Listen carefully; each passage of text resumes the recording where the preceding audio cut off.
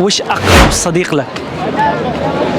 أنتم معروفين بالفزعة وأهل الجود والكرم. والله ولد عمي. ونعم وكرم. طيب أريدك تتصل لولد عمك. طيب. قل له إنك ضيعت المحفظة وتحتاج 5000 باوند. 5000 باوند. فزعة. يلا. أبو صلحي شلونك؟ ما اسمعك يقطع يا ولد.